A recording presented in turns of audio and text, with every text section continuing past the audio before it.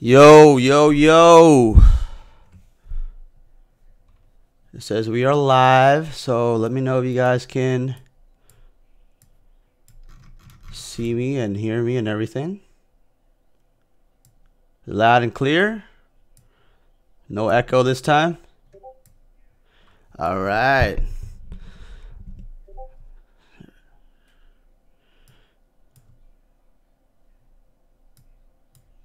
Let me know if there's an echo, guys. I know that was an issue last time.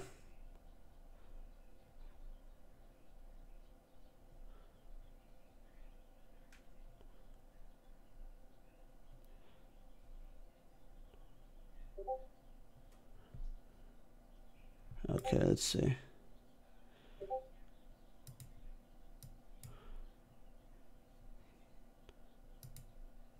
All right, how about now? Is that better?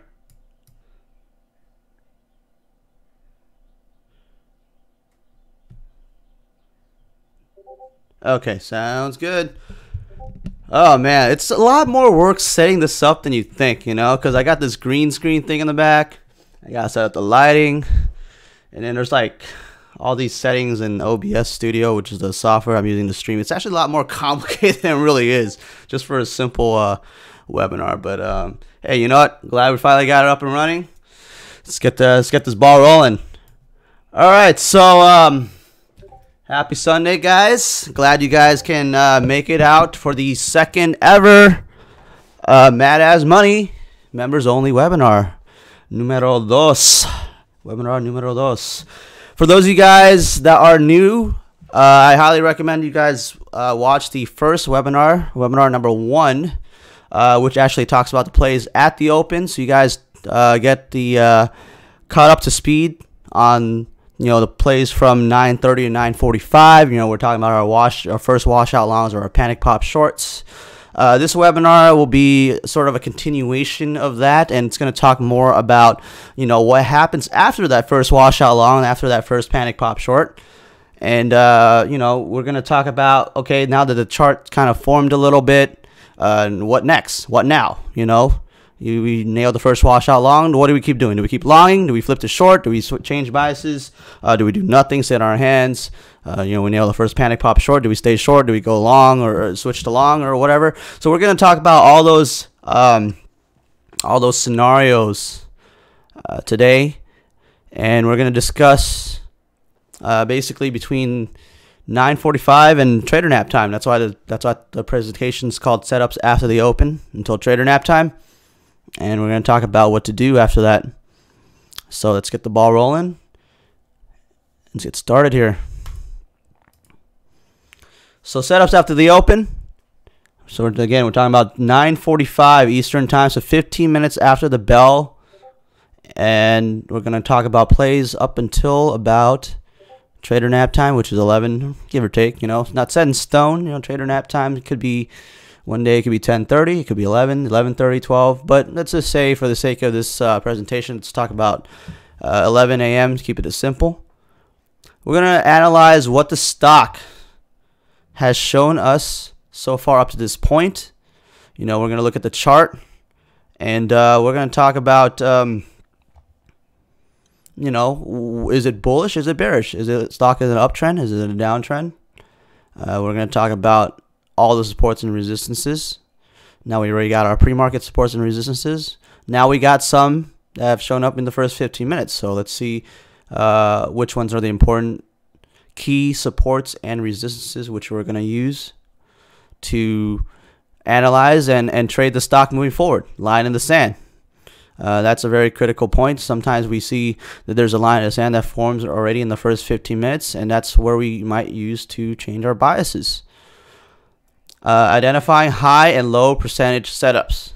Okay, so moving forward, obviously, if the stock's a long bias uptrending chart, we're going to talk about the size of the washes. I talk about this every single morning on the microphone, where you talk about, okay, this is only a 10-cent wash, it's not worth it for me to try it, or this is a bigger wash, 30, 40 cents, maybe I can get a nice gain out of this. This is more an A-type setup, right? Same thing with the pops. You don't want to be shorting a 10-cent pop and then risking getting ripped for a 50-cent loss. It's just doesn't make any sense from a risk-reward standpoint. Likewise, Likewise, volume is a very critical point as well. You know, we see sometimes volume is diminishing to the point where it's just no longer worth it to take the trade. We always talk about this every single time. There's no volume, there's no liquidity, can't get filled. These are a lot of issues that you have to account for when it comes to taking a trade and choosing a stock to trade.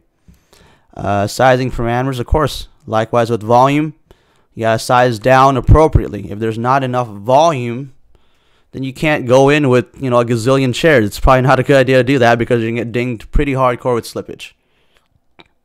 Okay, so just understand that there's a lot of factors that come into this, but I'm gonna do my best to simplify for you guys, and that way you understand and catch up to speed very, very quickly.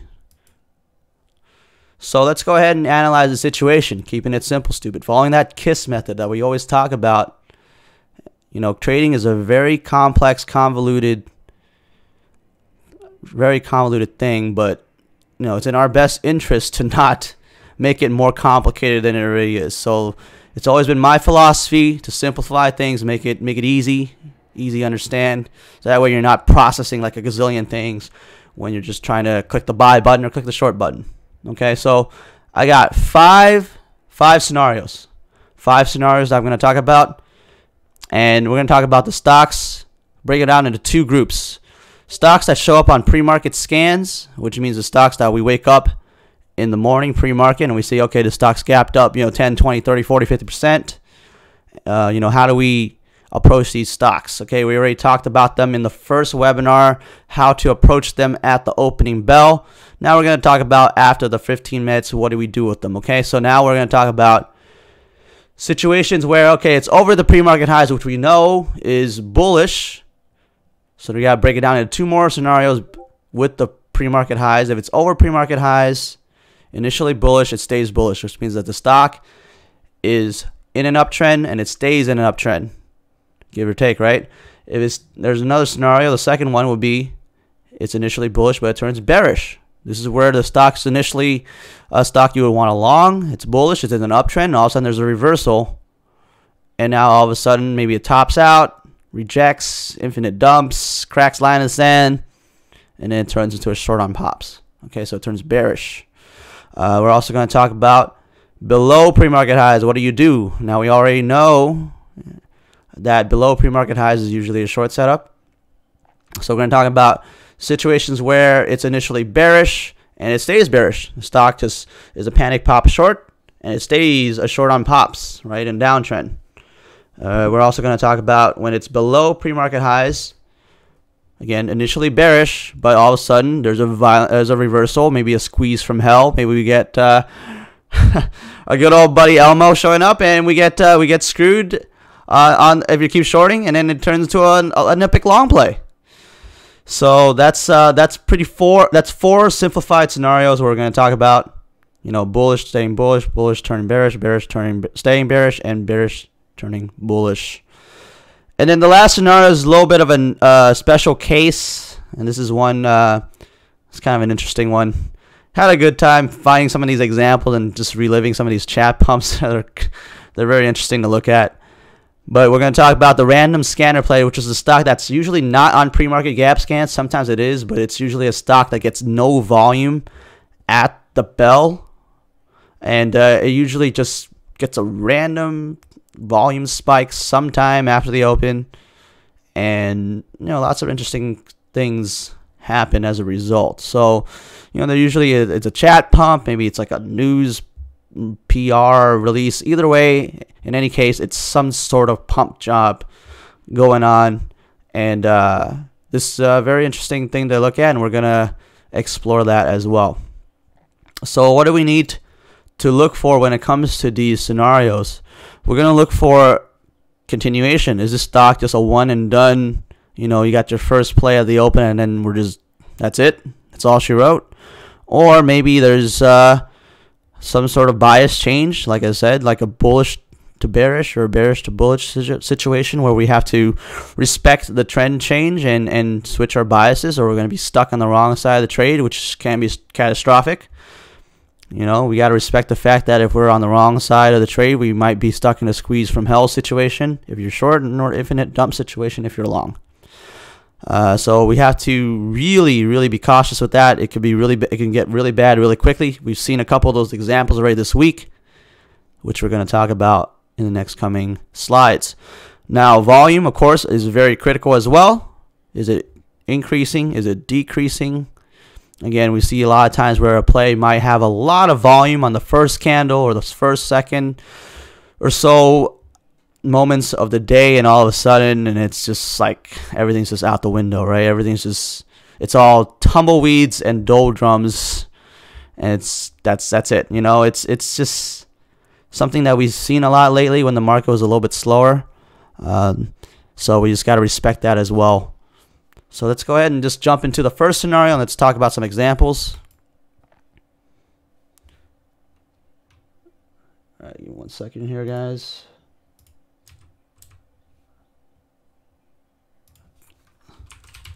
Get this pen out.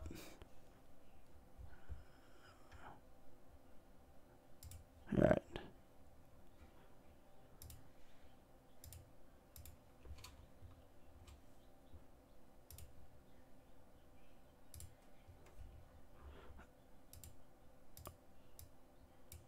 There we go.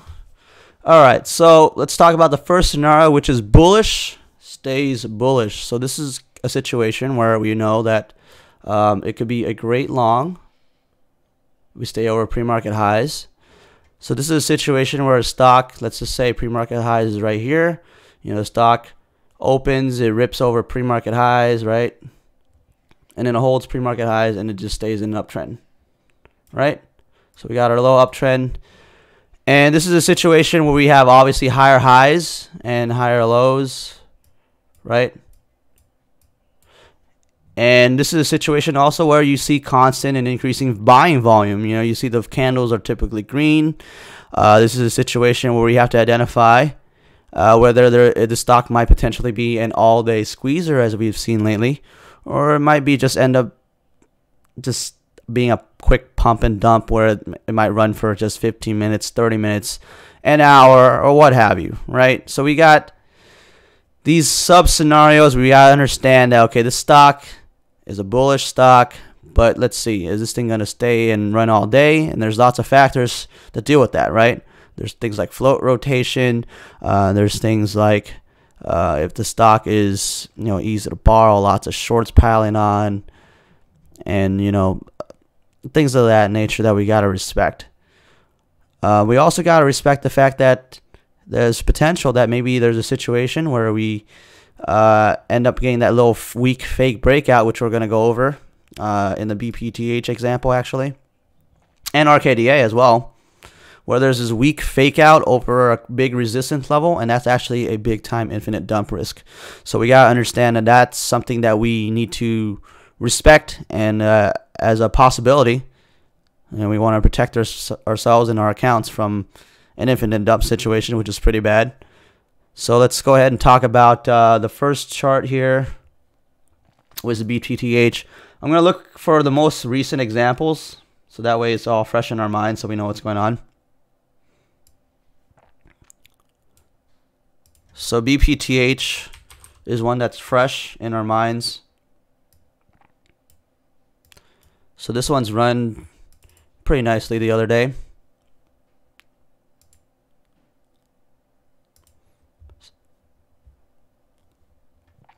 So let's talk about it. BPTH, as you can see, it's over pre-market highs.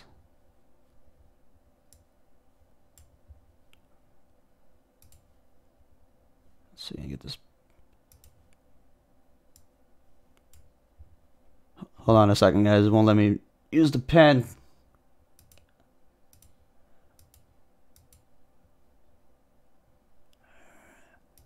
I don't know. It's not letting me do that.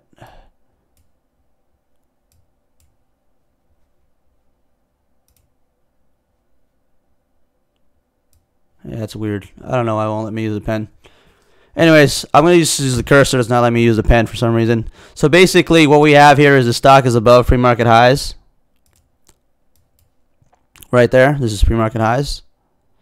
And then the stock has ran and it stays bullish, as you can see, right? It's making higher highs and higher lows, and it's holding above pre-market highs, and it's staying in an uptrend. So this is a simple, very basic long on dips situation.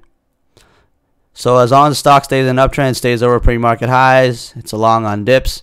Now, you got to understand, though, there's situations where the stock might do a weak fake breakout over the high of day in this case, and it might result in an infinite dump. And let's go ahead and look at these scenarios right here.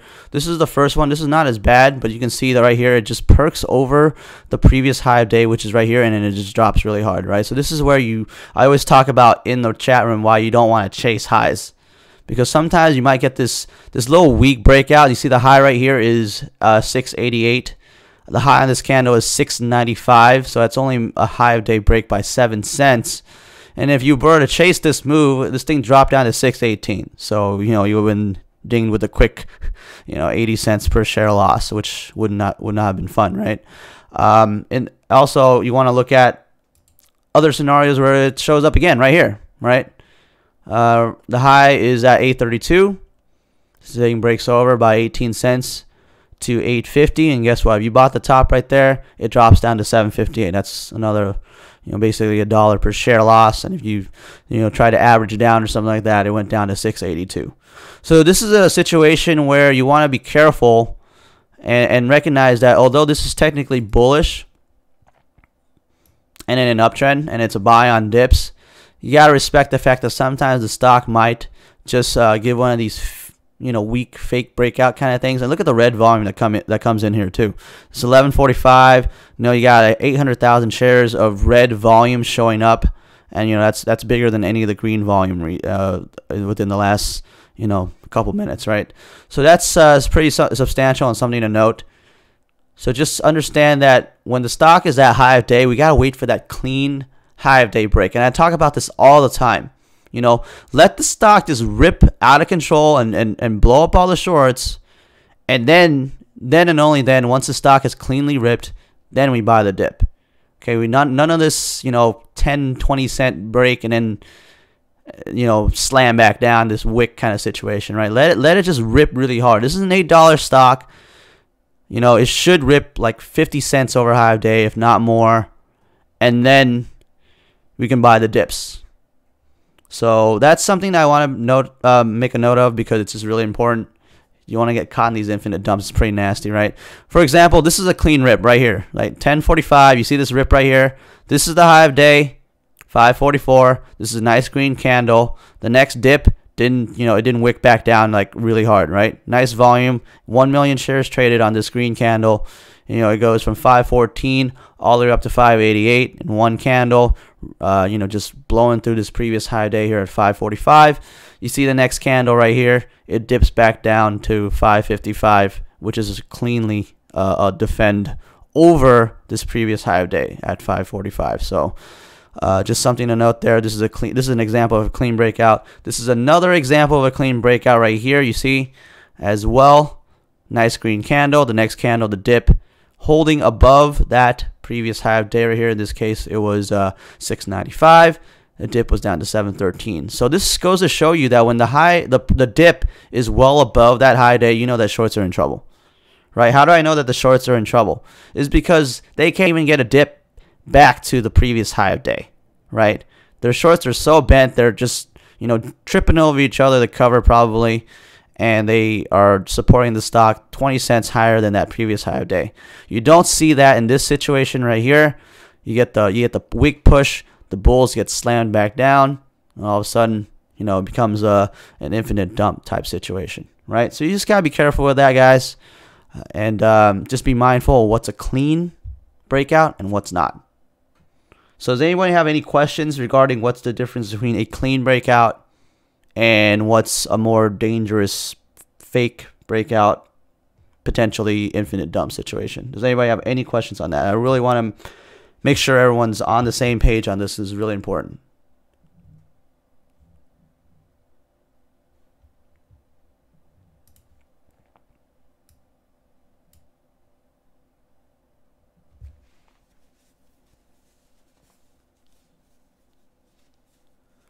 Yeah, this is going to be recorded. All of our webinars are going to be recorded.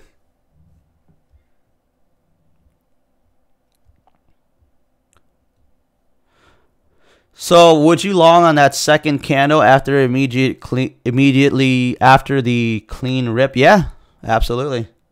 I would be long right here on this dip. I'm not sure if I actually took this long. I probably did, but this is where I would long right here. I would let it rip, right? This green candle. I'm not gonna chase. I'm gonna let it rip.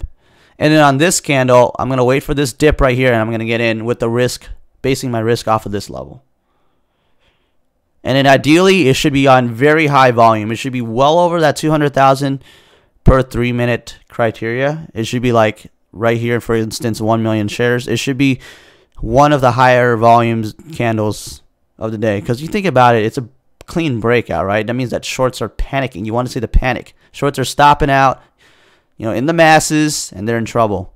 So in this case, yeah, 1 million shares traded. It's one of the higher green candles, as you can see, the higher green volume candles. And shorts are panicking. Shorts are panicking, guys. They're freaking out. They're stopping out over a high of day, and they're heading for the exits. You know, same thing here, right? It's not as high volume, but this is still 776,000 shares, which is, you know, relatively speaking, we're approaching 11 o'clock. This is usually low, where the volume is decreasing. As you can see, we're in the 300,000s here. All of a sudden, you got like double the volume. So you know shorts are panicking here, albeit not as much as earlier over here, but they're still panicking. So you buy the dip on the next candle. Once the stock has shown that it's respecting that previous high of day, prior resistance acting as new support. So Ramster asking, would you start scaling in, or would you go fuller size since you're pretty close to your predefined support level? It depends on the volume, but I would be, you know, pretty confident in going with a little bit bigger size if this happens. I wouldn't be confident in going bigger size if I saw this situation, though. That's the main difference. So that's why I want to make clear there is a difference between this breakout, and this breakout. So that's what I want you guys to distinguish and differentiate.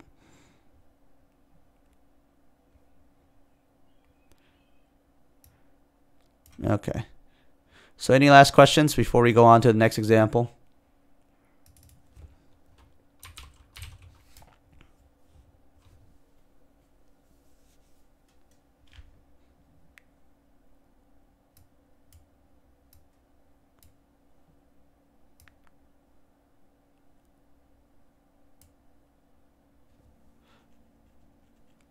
Oh yeah, absolutely. Great point, Miko. Great point. Absolutely. If you're trying to long the washout after this or after this, you look what happens, right? So this is why I really want you guys to truly understand. This is why I'm spending so much time on this, because this is like the make it or break it moment for like a lot of people's accounts. Because if you can't tell the difference between a clean breakout that's going over highs, that's ripping shorts, and you know they're in trouble, versus this where you get the fake breakout and then the longs are actually in trouble here, and you know they're dumping shares and the shorts are piling on. There's a big difference, guys. This is like a situation where if you're longing off of the resistance reject, look what happens. You know, it could dump, right? This is a breakout over this resistance level right here, but it's still below high a day, and look what happens. It ends up being this huge dump. This is the first. Well, there's a dump right here, but this is the first like major dump that goes basically from $8 all the way down to $5.60. So that's pretty nasty.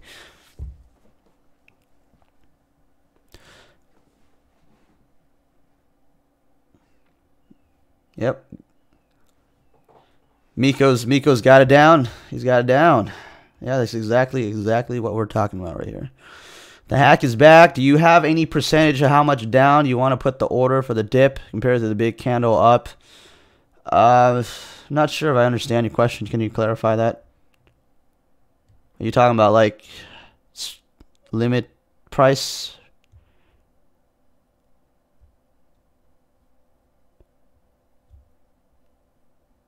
Because I don't leave orders in. I wait for the dip, and then I just snipe the price at like the last second.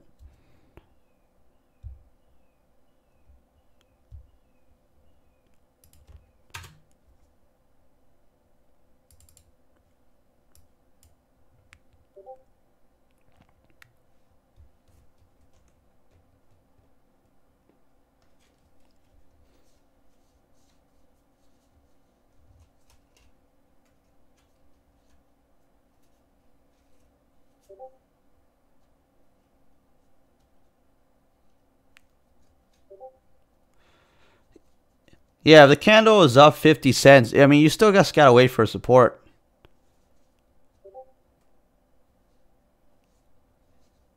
Whatever the dip is, wherever it stalls at above that previous high of day, that's where you buy.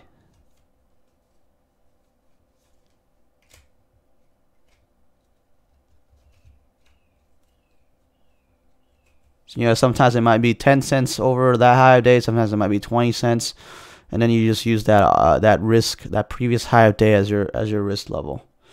If you see that kind of move, it should not reject and slam back down. Is what I'm saying.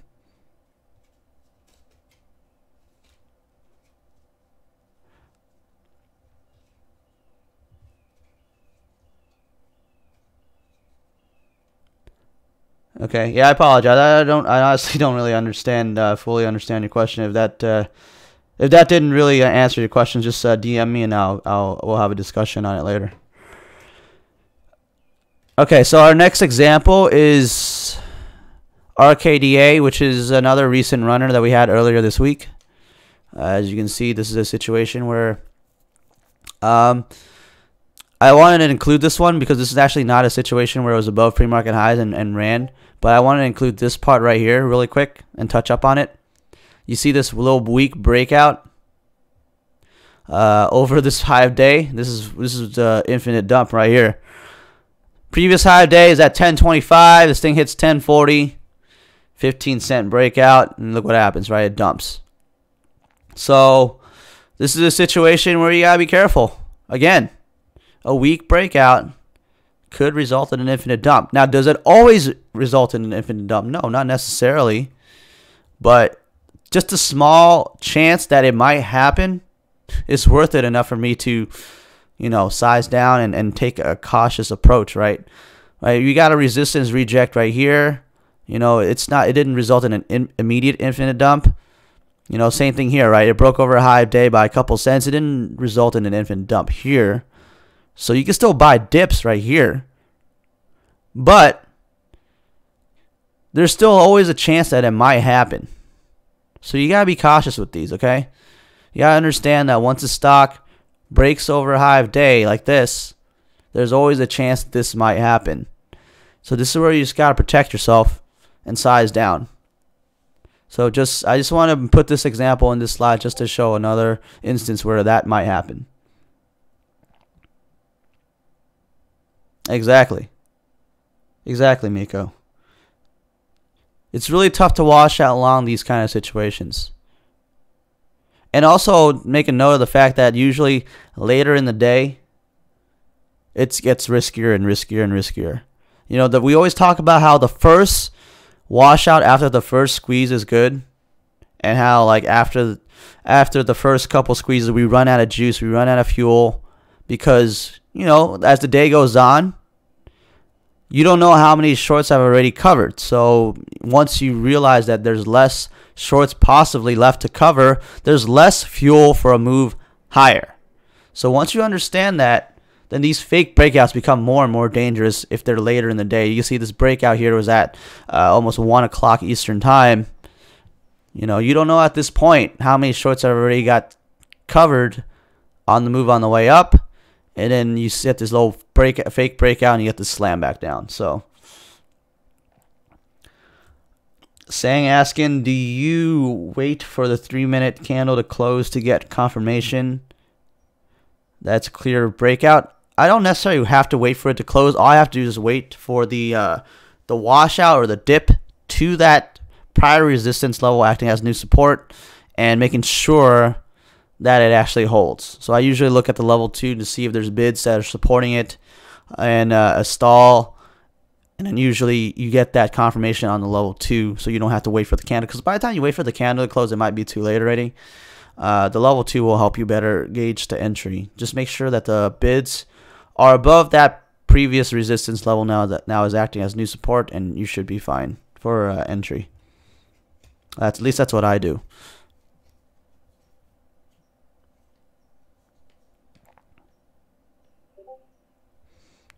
Okay, so this, yeah, I just want to put this example in there. I mean, as you see, once this thing dumped, it was quite bad. So just want to throw that example in there. Z-Sand, another example. Look at this one. Pre-market highs and a holdover pre-market highs. Bullish, stays bullish. But again, right here, right? The same thing. The high of days right here. 657. We break over by only 8 cents. And then you get this slam candle. And then you got more indecision and a slam again. So you guys can see, look what happened, right? Same thing here actually on a smaller scale. A little bit of a weak breakout and then a wick back, and then it just ended up being this little grind down. So you got to be really careful, you know? Really careful. But these are nice buys right here, right? Breaks out, holds over the previous high of day. Same thing. Breaks out, holds support, breaks out, holds previous high of day. Right? Up until about here, it gets sketchy. And then up until here, you know, you're late in the day. You got the weak breakout. You know, you're running the risk of getting stuck in something like this. So, you know, even though this is a bullish, stays bullish chart, you really don't want to be, you know, trigger happy with that buy button and going in major size, especially later in the day on those, you know, resistance breaks, resistance rejections. So you gotta be really careful. Do you think volume at price is a useless indicator? What I'm not sure what you mean by volume at price. What is? Can you clarify that?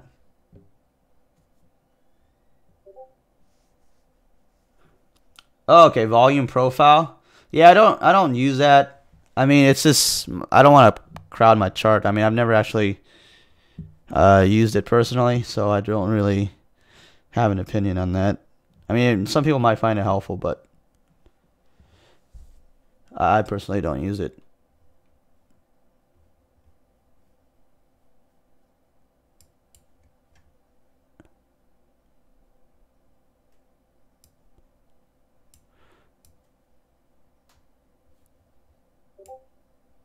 Yeah, he's talking about, it looks like volume profile.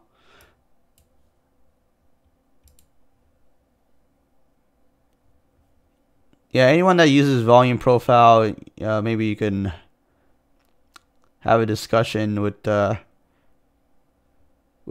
Z here.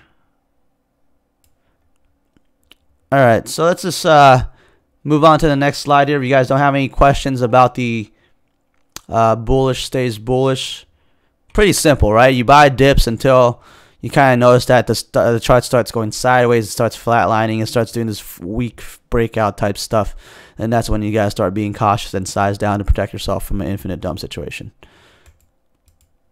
All right, next scenario, bullish turns bearish. So what do I mean by bullish turns bearish? So this is a situation where we might have a stock that's initially above pre-market highs, and then all of a sudden we get a reversal. So let's just say this is pre-market highs again. Stock rips above pre-market highs, but then all of a sudden it loses pre-market highs, turns to a short. Right? This is a pretty common situation as well. Or maybe a stock has it rips above and then it creates a line in the sand thing. Like we've seen that before too as well, and then it loses a line in the sand and it also dumps. So we gotta respect this as well as a situation where we gotta change our biases. We can't stay a perma bull. We're gonna get destroyed. You know, we gotta be open-minded to that chance that it might be a reversal and a change in biases might be in order. Right? So pre-market highs is a level to watch. Line in the sand, if there's any. We got to respect that as well. This is usually a case where there's a topping chart followed by a downtrend reversal. We got lower highs and lower lows, right? Like as you see right here. Identify the line in the sand, critical support. Maybe there's a line in the sand below. Line in the sand is usually when a stock is kind of consolidated and based over a certain level. It's tested it multiple times, confirmed as support multiple times, meaning that there's a lot of people placing their stops there, a lot of people that are buying there. You know, so we got to respect that as a critical support level. And once that is lost, well, you better believe that all of those people that bought there are probably going to stop out. So that's why line in the sand is so important, such a critical concept for us to really implement in our trading. And likewise, a weak fake breakout over resistance is also an infinite dump risk, just like in that previous scenario. So let's talk about some of these examples here that we can visualize and put into chart form what we just talked about. ACHV, another one that we just saw in recent memory. As you can see right here, ACHV bullish, as you can see, over pre-market highs, bullish, bullish, bullish, bullish. Now we got the line in the sand right here, right? The stock has confirmed this pre-market highs now as line in the sand. So in this case, pre-market highs is also pre-market highs and the line in the sand. So that's pretty convenient. And all of a sudden, you see right here, the stock kind of does this weak breakout kind of thing. It's still below high of day, slams back down, and guess what? It tests pre-market highs one more time, and then it loses pre-market highs, and look what happens. It's just pretty much all she wrote there as well. It never regains it, and it's toast, right? So you see how this is a stock that was initially bullish. You know, you're buying dips. There's a lower high thing kind of thing going on right here. It defends pre-market highs, and also now acts as a line in the sand. It kind of attempts a grind back move, rejects at a lower high, and then it loses pre-market high / line in the sand, and that's the end of it. So chart as big as possible. Here we go. All right.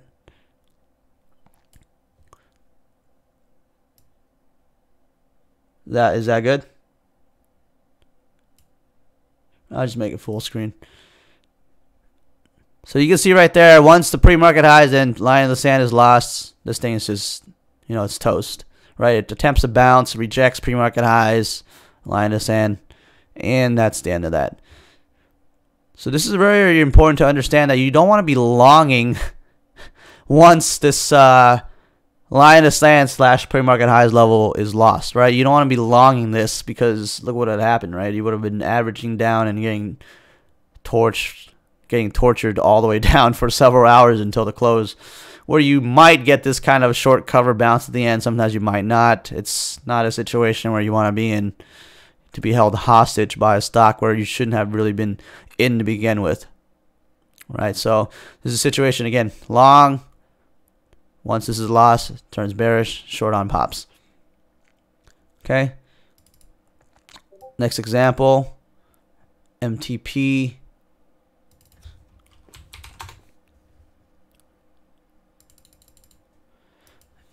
So MTP was a stock also in recent memory. We see that this thing was above pre-market highs. It's a long on dips.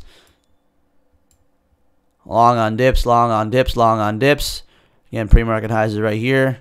Line in the sand, right? This stock has basically determined that the line in the sand is right about here or so, give or take. You know, somewhere around this 75 to 78 cent level. Once line in the sand is lost, look what happens. It starts this grind down dump.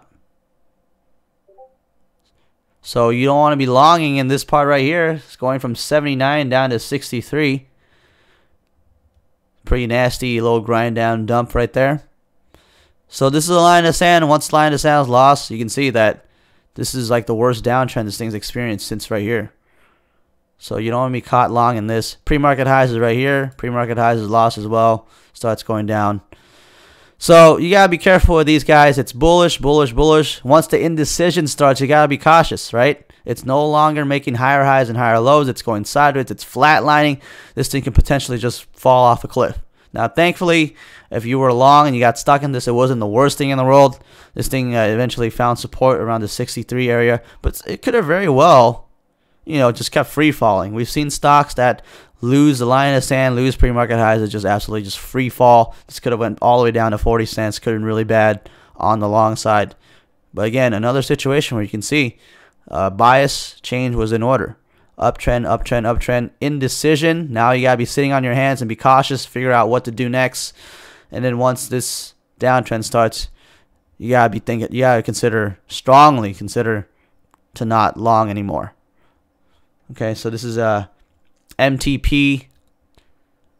Nice recent example as well of a stock that was initially clearly bullish, but then turned into indecision and then became bearish. SAEX on February the 15th of 2019. Another good example right here. Stock rips above pre-market highs. Nice rip here. Rip, so it's bullish, bullish, bullish. Loses pre-market highs and it starts going down, right? Pre-market highs is loss, starts going down. It attempts a bounce here, wicks above it for a second, slams back down, and it goes back down. Now, thankfully, if you were long, you got this nice bounce back up, but I mean, that's not always the case, right? Sometimes it just dies out. So you don't. It's in your best interest to not just hope and pray that it's just gonna go back in your favor. But this is another example. The stock goes up, all of a sudden pre-market highs is lost. You don't want to be caught long in the situation. If you try to long here, you get slammed back down. It's not fun, right? So this is another example. SAEX, a stock that's initially bullish, turning into a bearish situation right here. TBLT, this is a good one.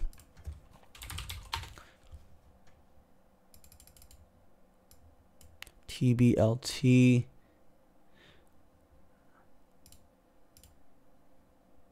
Let's look at it here.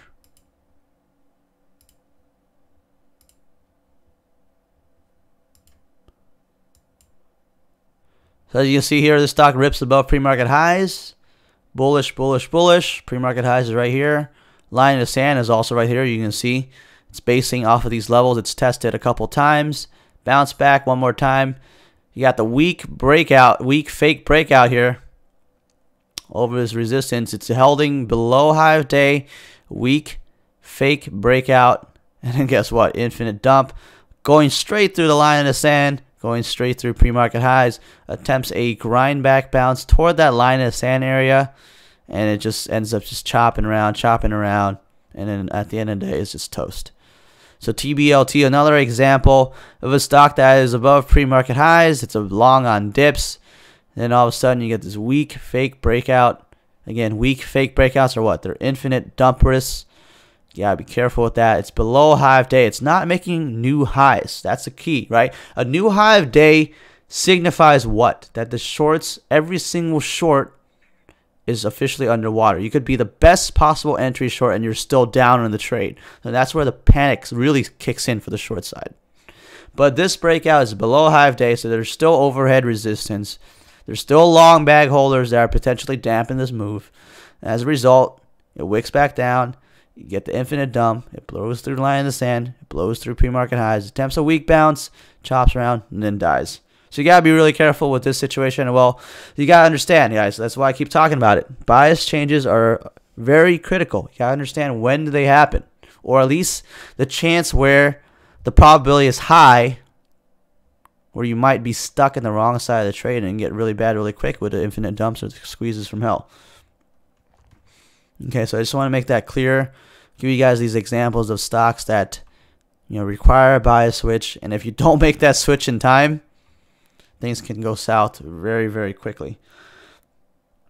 Remster asking, are these the kind of pops you would get your attention to? That would get your attention to short the tops. Personally, I wouldn't try to do that because there's still a chance it might hold and continue higher. I would still wait for the line in the sand and pre-market high level to be lost before I short pops. Now, I might try to scalp it. That's a different story, but I would never try to go in major size on these or anything like that because this very well could just, not infinite dump, find support somewhere, here, let the line of sand, pre-market highs, and then just bounce back up. You don't know that. It did that once over here. All right. So you can't rule out the fact that it might not continue holding these levels of support and going higher. You can't make that assumption. So I want to personally wait until the line in the sand and the pre-market highs level is officially lost, and then short on pops. As you can see right here, this would be a good short scalp entry right there.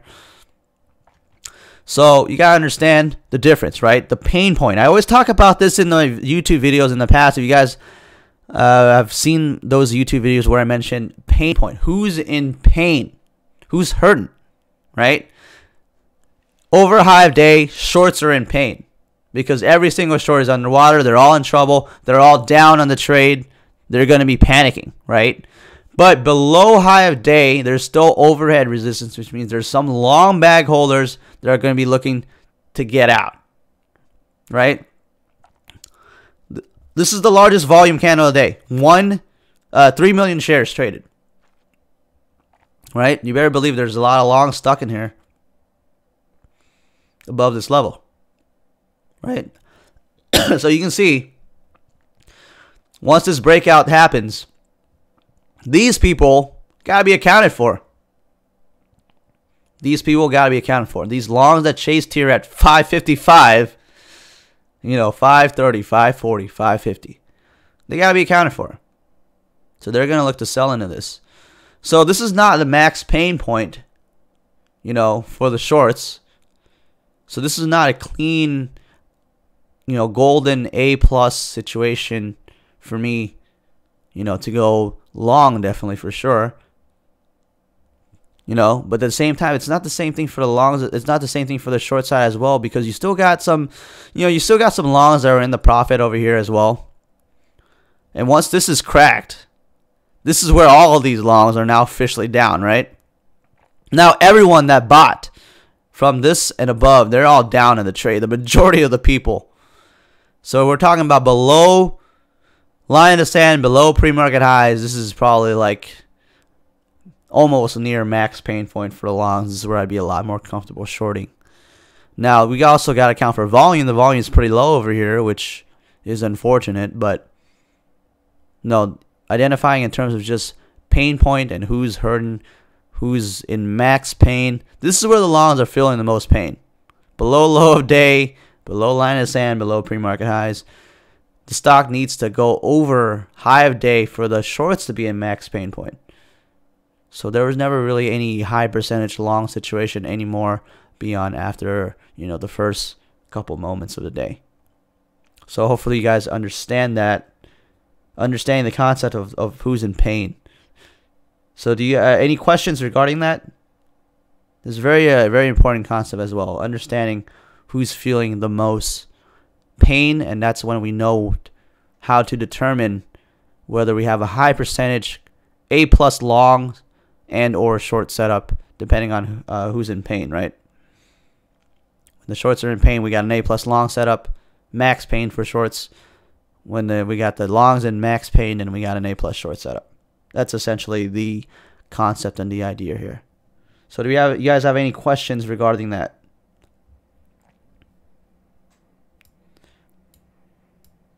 A Biggs, you got a question regarding. So in a situation like this, if it went past pre-market highs, would you long that second 3-minute candle as a washout long, or how would you have played this? I would probably long right here on this dip. I mean, again, this is a 5-minute candle because I think this is past the range where I could use a 3-minute chart, but this is a 5-minute chart. But yeah, I would long this dip right here. Understand that there is a pretty big air pocket between 450 and 380, so I wouldn't go in with major size or anything like that. But you gotta understand, it is above pre-market highs. You can't be looking to short this kind of situation. This thing could have very well gone to $6, $7, $8. So you gotta respect that. But I would long this dip here, and if I could tape read like a stall or something like that, I would probably get out. Place a stop maybe right here, or maybe size in small so that you could stomach a move down to pre-market highs, because it did hold pre-market highs on this candle right here, and it did bounce back up pretty nicely, 80 cents or so. So you can see pre-market highs is respected, even though this went below pre-market highs for a second, it did bounce back up, defended it a little bit more, defended it a little bit more, squeezed over here, and it wasn't until here where it completely, rolled over. Yeah, exactly.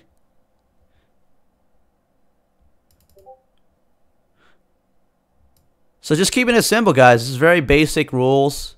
You know, the stuff I do isn't it isn't rocket science. It's not anything that's complicated.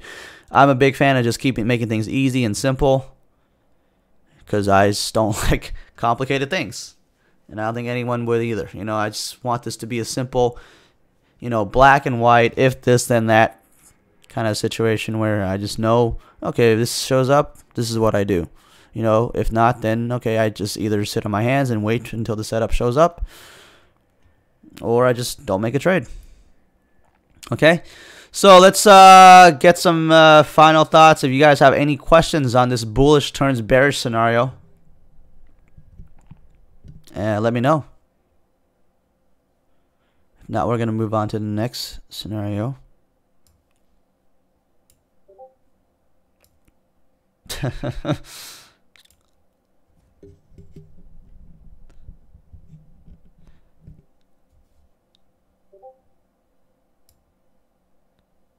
So you would never attempt to short this stock unless it's below pre-market highs or below line in sand. Yeah, correct. At least not with any significant size. If I can tape read a short, a stall on a tape, might try to scalp it. But it'd be no more than just a short-lived, quick scalp. It wouldn't be anything where I would hold it for like, you know, 5-10 minutes or anything like that. It's just going to be a short-term trade, a very short-term trade. If I can somehow, you know, tape read the top tick or something like that. It does happen. But, you know, you just got to be able to differentiate the difference between backside and a high percentage trade versus, you know, a short-term B setup scalp. All right, guys, let's move on to the next scenario, which is the stock is below pre-market highs. It's bearish. It stays bearish. So this could be a great short. Obviously, if it's below pre-market highs, there's usually a stock that's in a constant downtrend. This is a very easy to visualize setup. We're going to show some examples anyways. This is where we see constant selling volume. Usually there's a refreshing seller, weak bounces. You know, one of those charts where you see a stock drop and then it bounces. It could barely bounce. Maybe like it drops like $1. It can only bounce like 10, 20 cents. And, you know, something's wrong. Usually there's a refreshing seller, a hidden seller, lots of dilution, things of that nature. This is something you could usually spot on the tape. But for the purpose of this webinar, we're not going to talk about tape. We're just going to talk about the chart. We're going to talk about tape reading in its own webinar later on, which is going to be a really good one. So stay tuned for that later in the future. I know this is a very exciting topic that a lot of you guys want covered. Again, I need time to find some examples. Got to record them. But we're going to watch a lot of video together regarding tape reading. We're going to discuss how to spot these refreshing and hidden sellers, so you will know not to long those situations where you get these weak bounces and just constant dumping. We see it all the time. So something for the future. So stay tuned for that. So again, this is a chart where we see, you know, pre-market highs, reject, and it just goes down, right? Pretty simple stuff. Let's talk about it with some examples. All right, TTNP 225.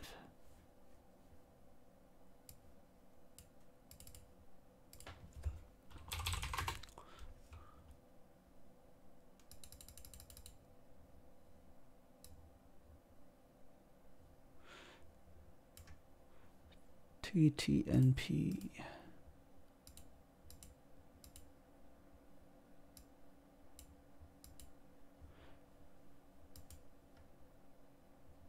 There we go. Pretty simple stuff, right? Pre-market highs 258. Panic pop below pre-market highs. It stays a short all day, pretty much all day fade, except with the exception of this grind back. And with respect to grind backs, I do want to make a note that these do happen. Stock could eventually find a support level and result in a grind back, usually when the volume diminishes. We see it all the time, right? The shorts that get greedy, going for the all-day hold, they end up, you know, tripling over each other and having to cover. We see it all the time. You know, right here on TTNP, a little bit of a grind back, not a bad one. But you see the downtrend right there, and then the shorts that didn't cover into these washes, you know, they get stuck in this little grind back because these are just the residual shorts that just didn't cover, and they get stuck in this low move. This is not a bad move for them, 20 cents, but still nonetheless, you don't want to be stuck in this. So this is an example of a bearish chart that stays bearish for the most part, even after this grind back. It just still keeps making lower lows here. Pretty nasty stuff. Don't be long in this. Below pre-market highs. Simple, that's where it starts, right? Pre-market highs as a starting point. And then we got resistances, reject, reject, reject, lower lows, lower highs. Just be mindful of the grind back. Givo, 227, another example. Right? Pre-market highs, pre-market resistance, weak panic pop, downtrend, downtrend, downtrend. Ends up being pretty much an all-day fade. So another example of bearish stocks staying bearish. SNNA on February the 8th. Right here. Pre-market highs, 3.6. A little bit of a pop back. 347. Not enough push here, not above pre-market highs. Ends up rejecting. One more attempted bounce. Loses the line in the sand again right here. 315 to 320 is this little line in the sand area. It loses that, and that's the end of this one.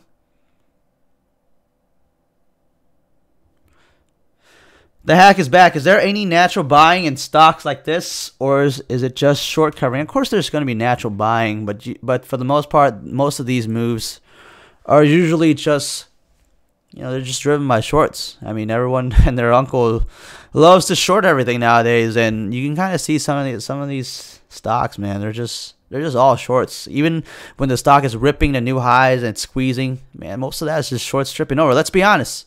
Most of these companies, they're trash companies, guys. From a fundamental standpoint, these companies are all garbage. So there's usually, most of the time, not a reason for these stocks to be up. You know, they're all pump jobs. I mean, just being completely frank here, these stocks don't have any business being up. So when the stocks go up, it's usually because of some really weird external factor, right? It could be a chat room pumping it. It could be the company pumping it with a press release. It could be shorts slamming lows and getting stuck. So when we see these moves, you know, from that standpoint, then, you know, it's probably all not natural buying. Now, there is buying, but the main force that's driving the move is more often than not probably shorts, be it on the upside or the downside. So SNNA, I mean, I don't remember how I traded this stock, but usually I would wait for some sort of panic pop. So maybe I would have shorted this move and then covered into this. And then, you know, it's tough on this little green uptrend. But as long as it's below pre-market highs, I would probably just add and hold it until it breaks above pre-market highs as a stop. So who knows? Maybe I would have shorted this pop. Maybe I would have added here. Had it average somewhere, you know, around here. And then covered in these drops. Yeah, this is a little bit tricky. But, you know, just respect the fact that it's below pre-market highs. I would still confidently stay short. So just respect pre-market highs and you should be fine.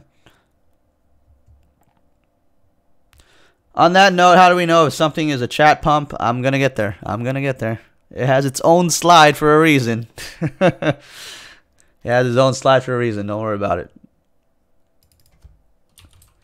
Chat pumps are nasty, man. You'll see. You want to talk about inorganic price action. Chat pumps. That's like the poster child for inorganic price action right there. Sometimes it makes absolutely no sense. No rhyme or reason. All right, so bearish, staying bearish. Another example here. Solo on day 2. On February the 14th. 2019. This is the day after it ran the first day. So again, we have pre-market highs, right? A weak breakout over pre-market highs. And I want to distinguish this as well. Remember how we talked about the weak fake breakout over resistance resulting in an infinite dump? This is a weak fake breakout over pre-market highs, also resulting in a infinite dump. So just important to note that, guys. A lot of you guys you guys get confused over, you know, this pre-market high situation where it breaks over pre-market highs. In this case, technically it did, but it only did it very briefly by a couple of cents. You know, it's still considered a pre-market high reject. Just so you guys know, so you guys don't like chase this long or something like that. This is still technically a pre-market high reject, even though it perked over it by like only a couple cents. Okay, so just make that point clear. You don't want to be anyone chasing this and getting stuck in this infinite dump, because this is pretty nasty. Look at this thing. It dropped like, you know, 1.5 or almost 2 points actually, which is pretty bad. 674 down to 470. So don't get stuck in this, guys. Pretty nasty stuff. The distinction between slam back downs and wicking action above pre-market highs, absolutely, Miko. This is why I always wait for clean breaks. So you guys see me in the morning, I let the stock rip. Make sure it rips cleanly. Make sure it's ripping off every last short, stopping them out. And then we can buy the dips against pre-market highs. This is not that situation. So does everyone understand the difference between a clean pre-market high breakout and a potential fake breakout of pre-market highs and an infinite dump risk? Does everybody understand that? It's similar to the situation I talked about earlier about the weak fake high day breakout. So this is at pre-market highs. It's the same thing. Line in the sand would be the other one. Pre-market highs, high in the day, and line in the sand.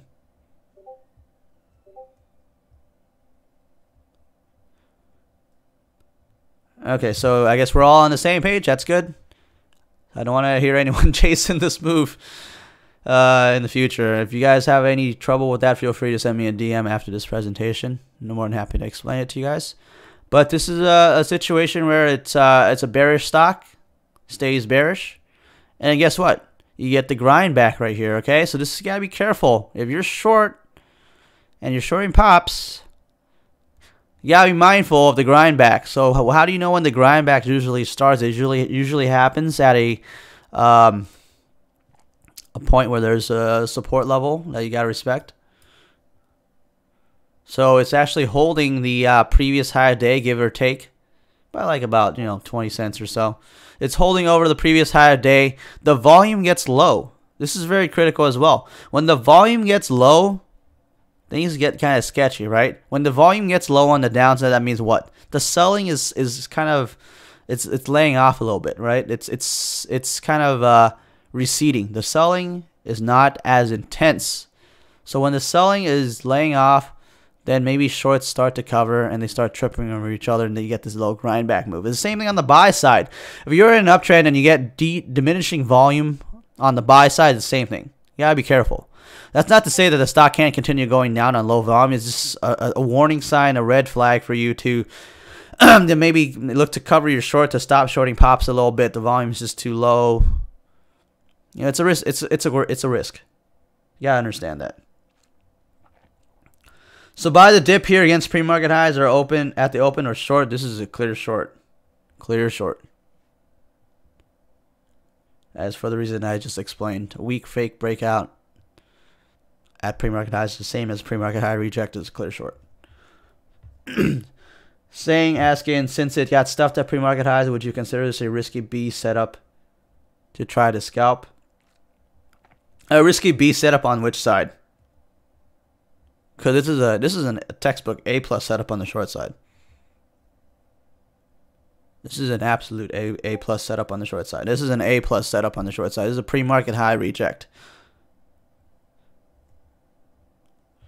Pre-market high reject is pretty much the best possible setup on the short side you can get.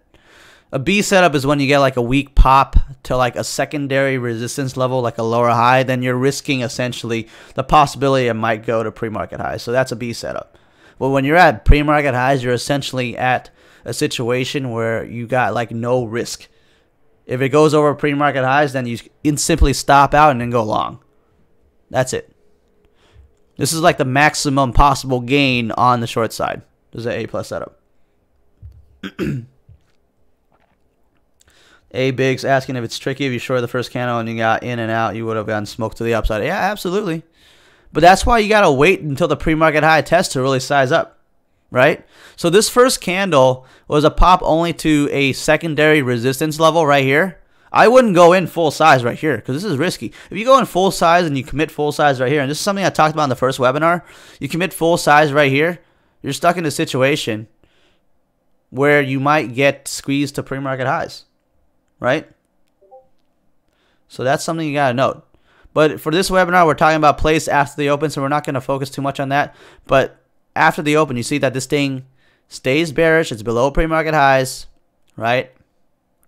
It attempts some weak bounces here and there, and it stays bearish for a pretty long duration. It didn't bottom out until like 12 o'clock. So this thing was a bearish chart basically from the open all the way to noon Eastern time. Okay? So any questions? This is the last example on bearish staying bearish. So a couple things to note, like I said, pre-market highs, weak bounces, lower highs and lower lows, constant selling, watch the volume, be careful with the low volume because you got to watch for the grindbacks. So those are the main points that I want to discuss when it comes to bearish staying bearish. So any questions, guys, before we move on to the next scenario? Okay, good. So this is the bearish turns bullish, aka usually the squeeze from hell. The squeeze from hell. All right, let's talk about it. This is the good stuff. This usually results in the best, most powerful moves. Because you got the shorts thinking that they're in the clear, and it turns out that they're not. So let's see. So this is a stock that usually opens, it rejects pre-market highs, stays bearish for a while, and all of a sudden it just rips. See this all the time, guys. So this is a good one. I really like talking about this. So usually is a basing chart. It starts finding some support level at somewhere. It's basing higher. Higher highs and higher lows. Right? Diminishing selling volume. There's no more refreshing seller on a tape, which is something we're going to talk about in the future. Identify the line of sand. Sometimes there's a obvious resistance level. Maybe it's here. Above pre-market highs, it's for sure going to be a long. Okay, as long as it defends it, right? It needs to defend it. All right. Sometimes you get a fake breakdown at a major support level, maybe right here. Sometimes it does one of those things where it goes down, it gets shorts to slam lows, and then it just violently springboards back, right? You get the nasty wick at the bottom, right? So that's where it really gets people. It's a big time short trap right there when it gets people to think that it's going to break down, and then all of a sudden they get springboard. Get the wick back action, right? We see it all the time. So let's talk about some examples. So solo day one is a good example of this. Scroll back a day.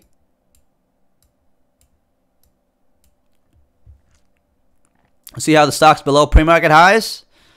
It rejects right here, fades back down. It attempts a little bit of a squeeze from hell action, but it still rejects here. Squeeze from hell, but red volume still larger than green volume, so a lot of selling. A lot of selling. Still rejects, still below pre-market highs, it's still short.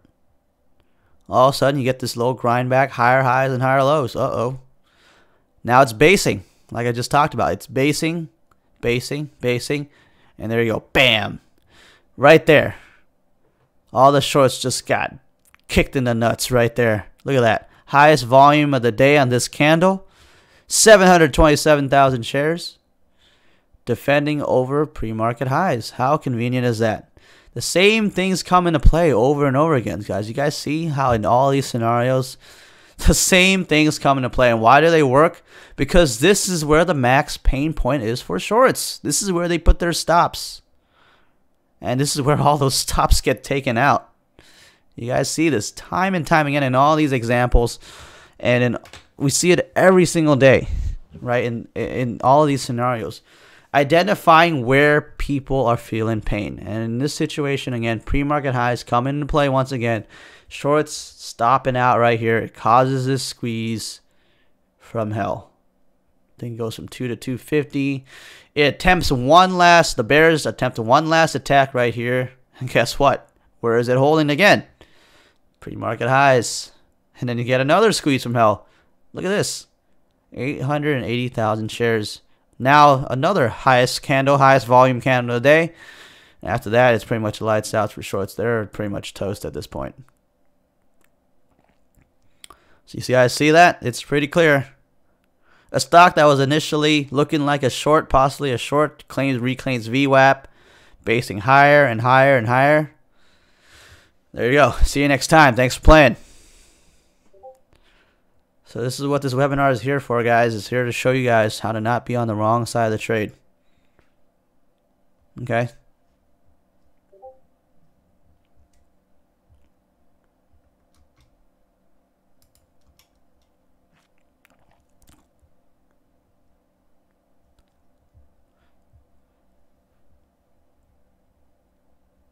Yeah, Shia, send them the link. Here, I'll show you guys. So.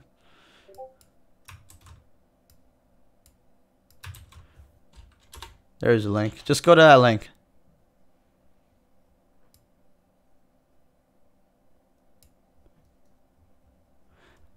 Okay, so this is a pretty textbook example of what can happen, guys, when we get a bearish stock that turns bullish. Next example, OCX.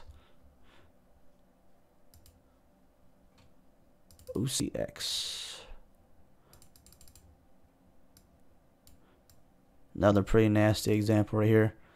Bearish turns bullish again. We talked about this example on the first in the first webinar, but we're going to talk about it here as well. Okay, pre-market highs, reject. This is actually normally be a really nice reject for shorts, and it actually was, right? 430 down to 360, a really nice reject for shorts, and then bam! Look at that. Wow, that is a squeeze from hell if I've ever seen one. And I actually got stuck in this one too. I talked about this in the first webinar. We're going to talk about it again just because it's such a good example. And then all of a sudden now it's a long on dips. After 9:45, which is the time frame we're talking about in this webinar, now it's a long on dips. This stock was a short right here, now it's a long on dips. Long on dips. Look at that. Nasty stuff, guys. Another example, bearish at the open, turning into a bullish long on dips. The hack is back. Is it good when the VWAP stays as low as here for a long setup? I mean, personally for me, VWAP, I don't really base trades off of VWAP anymore. But as long as the stock is, reclaiming VWAP, that's usually a pretty dangerous sign that you shouldn't be short and you should start longing. As you can see, VWAP right here, kind of irrelevant, right? It's just kind of stuck in no man's land. So I don't really use VWAP as much anymore. I just use it more or less as like an indicator where it's more like an over-under. I don't really base trades off of it.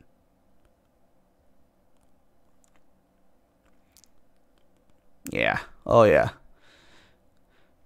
So you guys are slowly starting to see, right? Bias switches, right? It's not really that complicated. It's not rocket science, right? A lot of people think like, "Oh, Madaz, how do you keep flipping biases? Like, how do you do that? It's crazy." And when you break it down, it's not really that complex, is it? Even if you're stuck on the wrong side of the trade, just get the heck out. It's a bias switch. Just take your loss, and just you'll make it back, or you'll make a good chunk of it back if you don't keep like staying on the wrong side. That's where the problem really comes in, is people stay on the wrong side of the trade. Like, for example, if you get stuck in the squeeze, instead of like taking the loss and going long and making back your loss longing these dips, what a lot of people do is they keep adding to their short. Like, what are you doing? You know? I took the loss on this too. I mean, I lost money on this squeeze. I was short here. I didn't take it all off. I got stuck in the squeeze. I took it off and I started longing on dips. You know?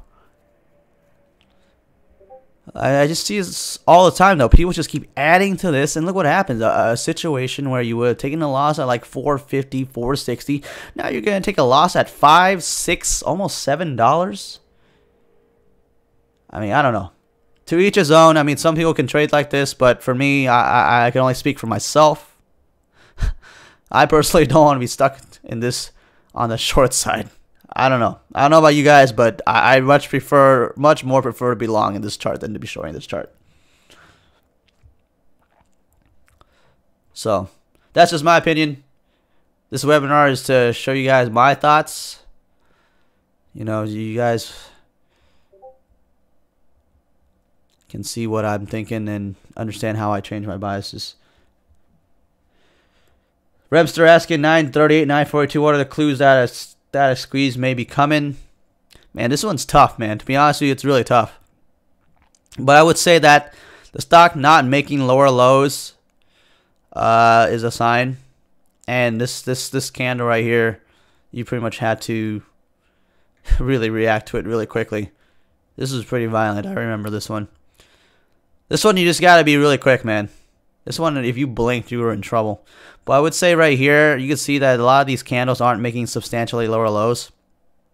375 here, 360. So the low right here is only like 15 cents lower than the low here. We're not seeing any violent lower low kind of situation, so I would say that's a sign. But this is like a short trap of epic proportions, I would say. Because a lot of people saw this stuff and they probably piled on. Some people probably chased lows. They got really stuck there. So this is a well-orchestrated short squeeze by whoever was manipulating the stock. It's quite brilliant.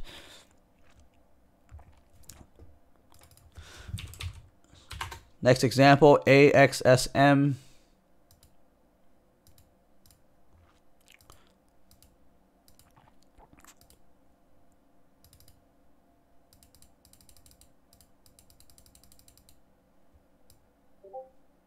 There we go. Another example, right? Panic pop below resistance. Fade, fade, fade, fade. And then all of a sudden, guess what? You get the reversal right here. Now you had lower highs and lower lows, and all of a sudden you're getting higher highs and higher lows. What's going on? And then all of a sudden you get the high of day break. Highest volume of the day is green volume, not red volume. Pre-market high break. Now all of a sudden the shorts are in a lot of trouble. They're in a world of hurt. Long on dips, long on dips, long on dips. Right? Now all of a sudden, remember, pre-market highs in line in the sand, right? Same concepts come into play. Line of the sand is right here. Pre-market highs is right here. Once the line of the sand and the pre-market highs is lost, guess what? The stock ends up turning back into a short. So there's two bias switches here. Bias switch to long on the high of day and pre-market high break. Bias switch back to short on the line of sand and pre-market high crack. Again, the same concepts coming into play, guys.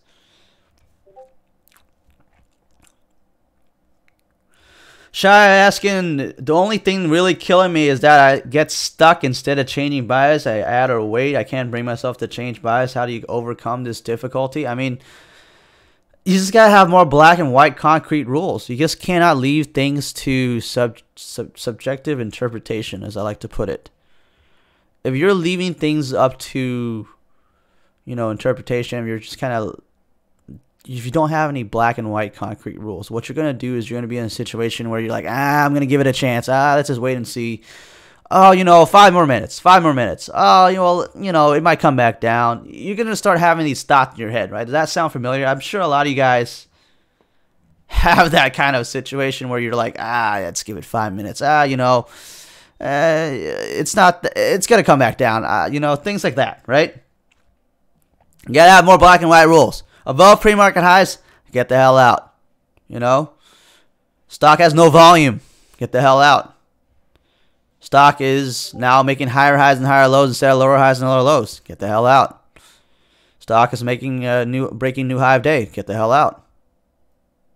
Yeah, on the next bounce, on the next pullback. Exactly. So, if you're having these kind of thoughts, the problem here is you got to have more black and white rules. That's it. Above pre-market highs, just get the hell out. It doesn't matter if you want to hold it for another 5 minutes. It doesn't matter if you want to wait for the next bounce or the next pop. It doesn't matter. Get the hell out. I mean, it's as simple as that. Because if you don't get the hell out, I mean, you saw that example on OCX, right? What if you didn't get the hell out and you kept waiting?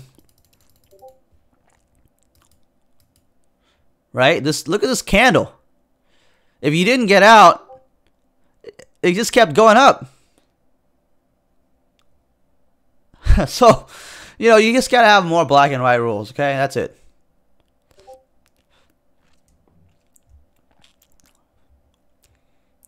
Yeah, exactly. I mean, a lot of people have that.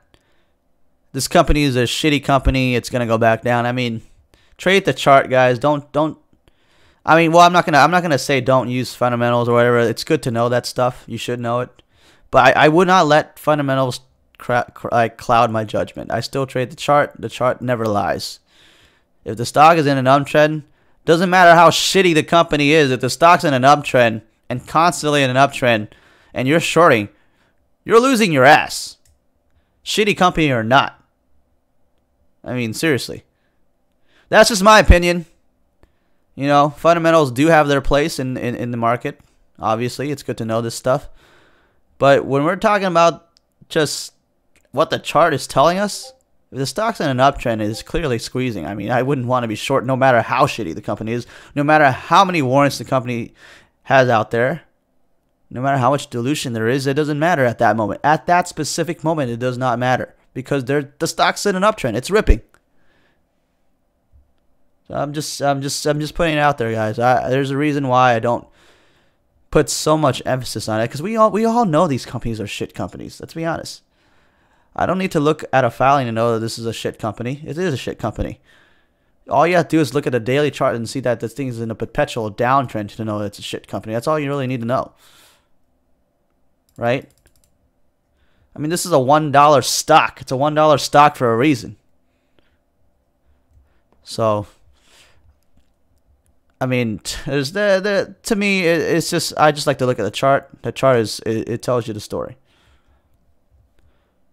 Okay, so these are some pretty good examples of bearish chart. Initially, that's bearish, turns bullish. Squeeze from hell situation. Any questions regarding this?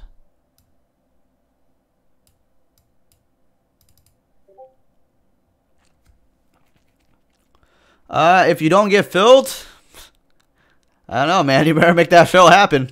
Market, higher limit order. I mean, the market's not going to wait for you to get filled. They're not going to be like, well, hold on. Let's wait for him to get out, and then squeeze it. I'm sorry, man. It's just the market takes no prisoners. There's one thing I've learned, guys. I've been doing this for 7, almost going on 8 years. It's gonna be officially an 8-year anniversary, trading anniversary for me in like a couple of days. So, I've seen it all, guys. The market ain't gonna wait for you.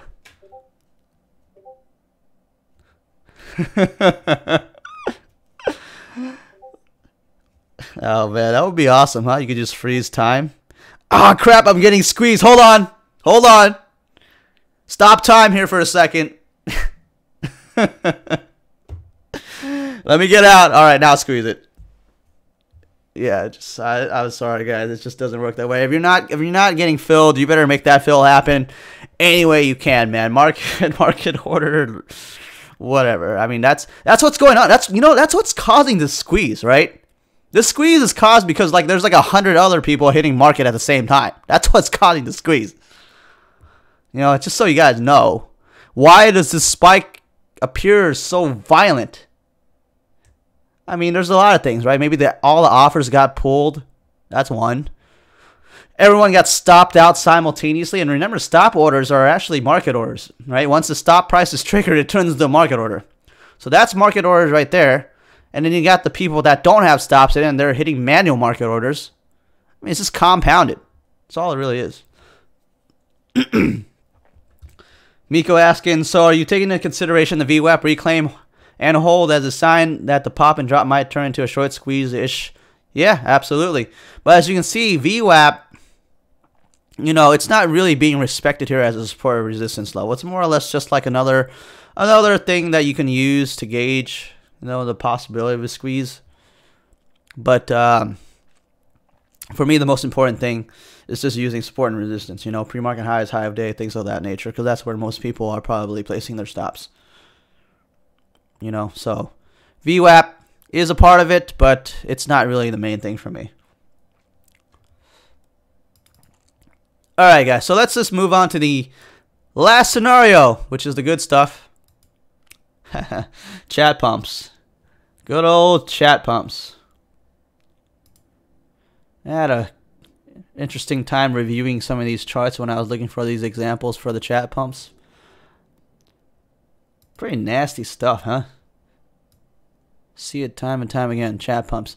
So chat pumps is usually when we get volume out of nowhere. So this is usually a stock that may or it probably wasn't on pre-market scans, and if it was one of the ones that didn't move at the open, right? There's one of the ones where we put on the watch list, there's no volume, something else was the play at the open, or maybe just a random ticker out of left field that just pops up on momentum scans.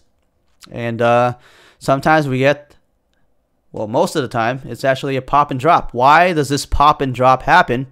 It's because, let's be honest, the chat room guy front loaded the stock. He dumped it on his members. Let's be real. I mean, it's just to put it bluntly, that's exactly what's going on. And that's why the chart looks like the way it looks. And I'm going to show you guys the examples, and it's just pretty nasty stuff. Okay. Surge in volume, right? Surge in volume followed by little or no volume.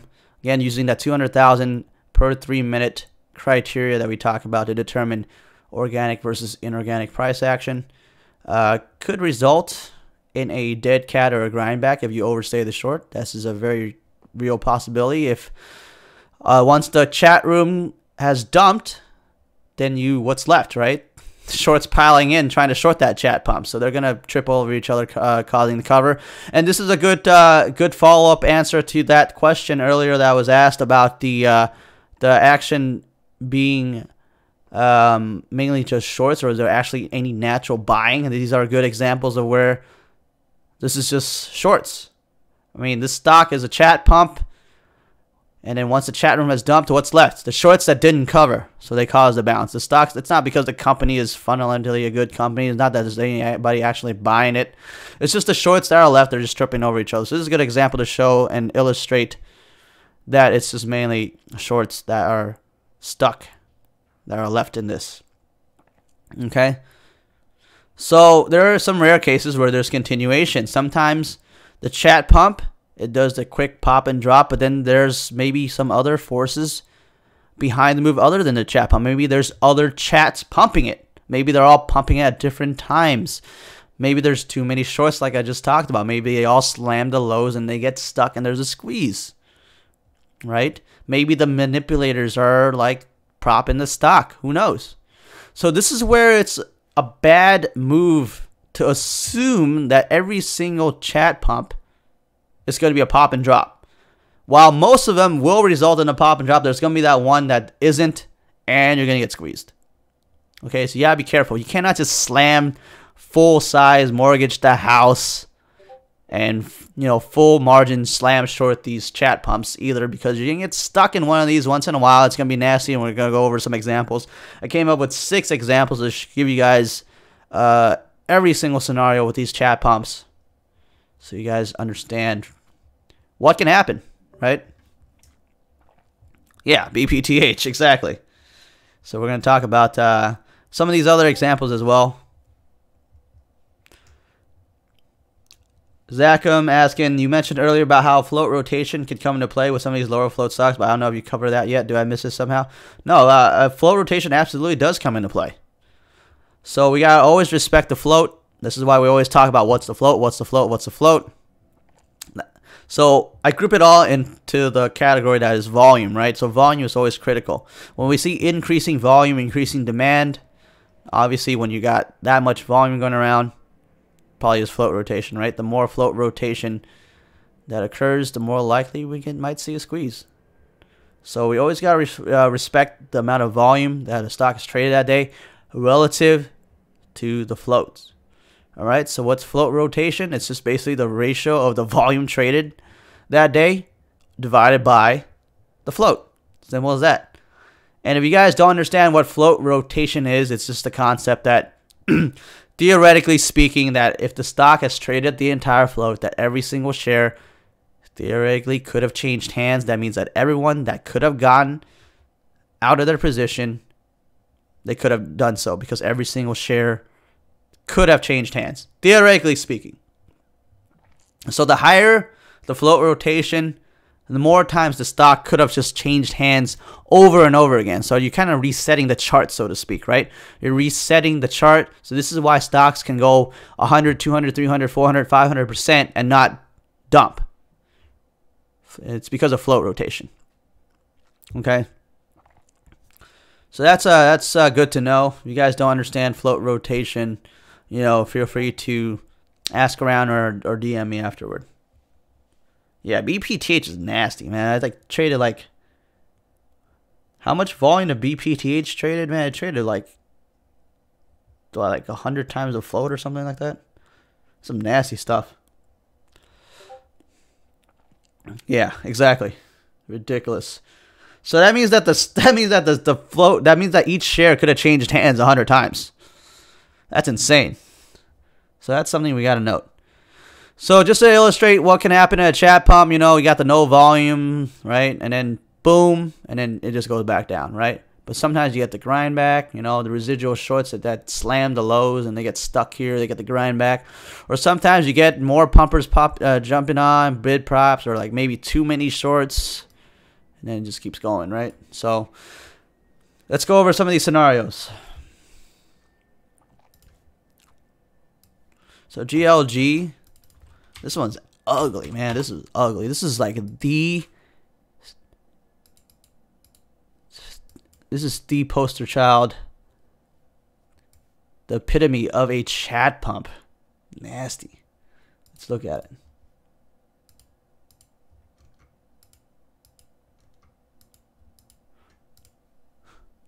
Yep, right here. Look at this. Is there really anything that needs to be said about this chart? Honestly. Look at this. What the heck is this? You know, it starts right here, the move. It rips, and it dumps like well below where the move started. Now, the only way that the stock can drop below where the move started like that is if it was front-loaded. I mean, honestly.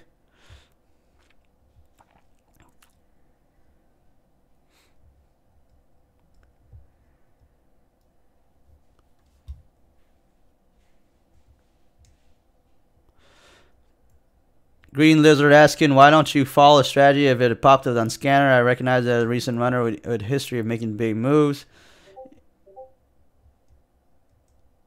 Immediately jumped in with 30,000 shares, anticipating the break of a whole dollar. I don't even know if he's being serious there, but that does sound like a certain somebody. I'm not gonna name names.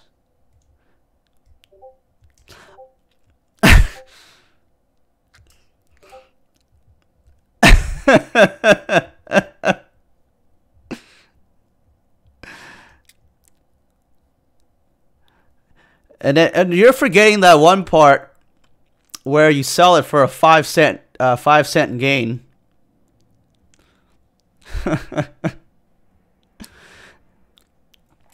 Anticipating break of the whole dollar, and then I'm gonna sell it here 5 cents afterward.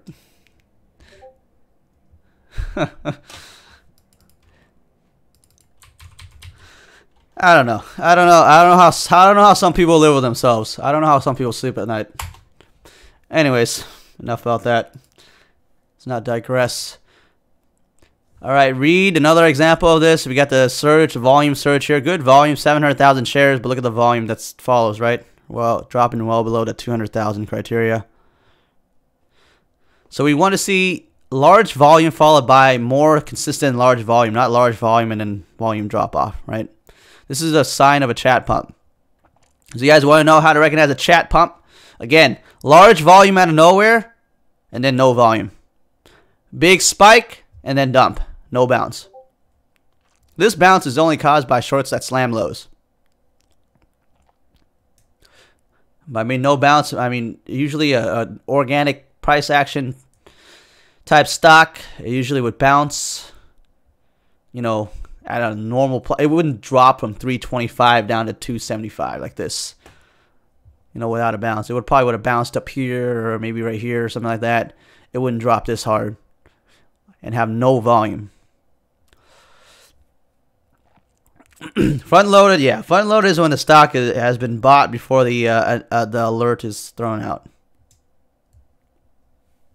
So that's front loaded. Basically, they bought the stock like over here or something like that, and they basically profit from this entire move.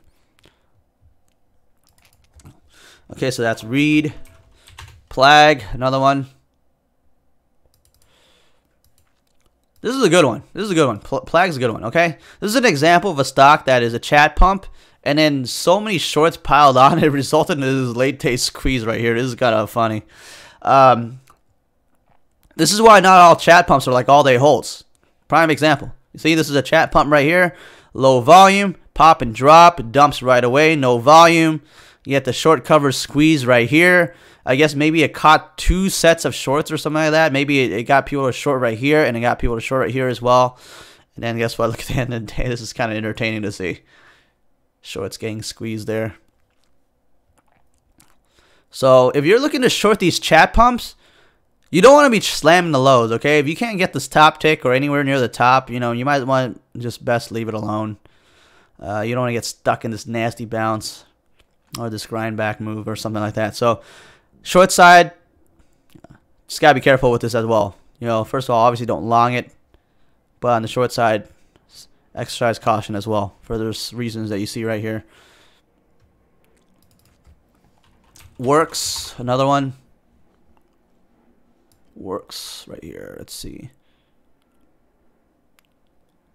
On 2.5. There we go. Works. Another one that went up, low volume, came back down. And then you get the short cover move right there. Right? New highs. Comes back down. New highs. Comes back down. You can kind of see, right? Some of these chat pumps, sometimes they have they kind of hold on longer than you think. Kind of holds a little bit higher. So yeah, be careful shorting these sometimes. TMSR.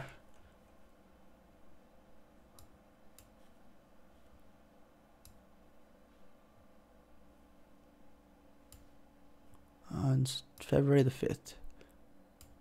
There we go. TMSR, chat pump, chase, and then dump. Another example of that. Again, same thing, right? Note the volume. We got a good volume here, right? It meets the criteria. 288,000 shares in this candle, but look at the next candle. 134, and then only 37,000 shares. So, clear chat pump.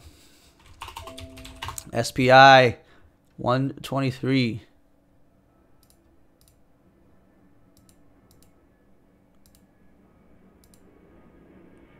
See if I can get this working. There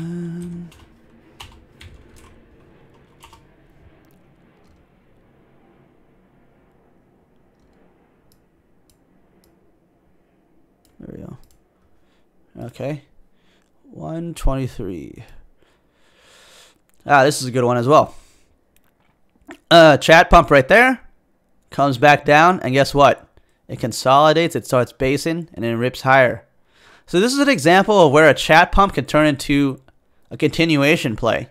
So what happens in this situation is that a chat pump, chat's dumped, short's probably slammed right there, they get stuck. Now you could treat it as a normal play, right? You could buy the dips, long it, buy the dips. It's defending over the high of day on these dips. Of course, note the volume, so you got to size appropriately. But you can see that this is a chat pump that turns into almost basically turns into a normal play. You just treat it as normal. This is above the high of day, buy dips, buy dips, buy dips, right? Line in the sand is the pre-market highs. And as you see, up until the end of the day, it never breaks pre-market highs. I mean, not pre-market highs, the high of day, rather. High of day. It never breaks below that previous high of day from that morning ever again. So if you were short this thing, you know, you didn't cover, you know, you never got a chance to cover again. If you were short this thing from the morning, you never got a chance to cover again for a profit. So again, guys, this is very interesting. Very, very, very interesting to see that sometimes chat pumps aren't exactly gimme shorts. I think that's a misconception out there. A lot of people, they short chat pumps kind of blindly going in. And it does work a lot of times, but there are some cases where it doesn't work, guys. So you always got to respect your stops. Always have a plan in case things don't turn out the way you expect it to turn out. All right, look at this. I mean, look at this nasty squeeze right here. You know, what if you were short from the 2s and this thing just ripped to like 3? You'd be down a pretty penny. So pretty nasty stuff, guys.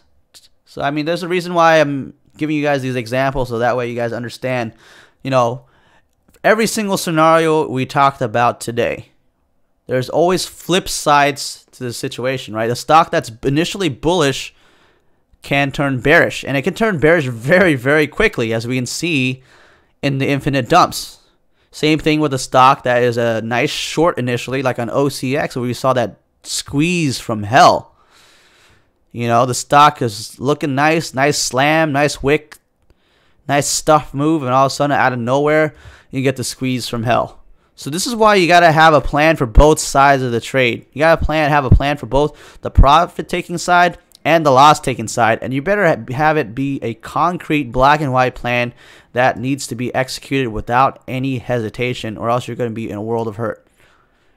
Okay, no matter how high percentage a setup may be, there always needs to be the other side that has to be accounted for, right? Chat pumps, shorting it works most of the time. Well, what if you're stuck in that one time that it doesn't? Are you going to just take a major loss, right?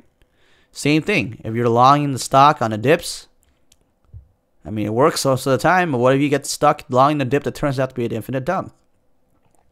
What if you're shorting pops in a stock that's perpetually downtrending, but all of a sudden it starts doing the squeeze from hell? What are you going to do? You're going to be stuck there deer in the headlights freaking out because you had no plan? Or are you going to be that prepared guy that watched the MadazMoney webinar and now you know what to do? Now you have a plan for both sides of the trade. Okay, guys? So this was the last example on the chat pump. So any questions on recognizing chat pumps? And also understanding that in some cases, chat pumps don't exactly just result in pop and drops.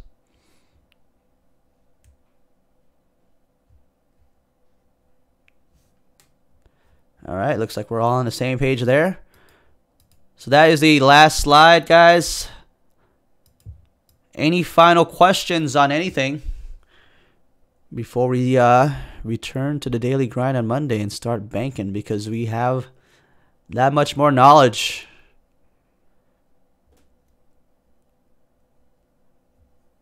and a lot more tools in our arsenal.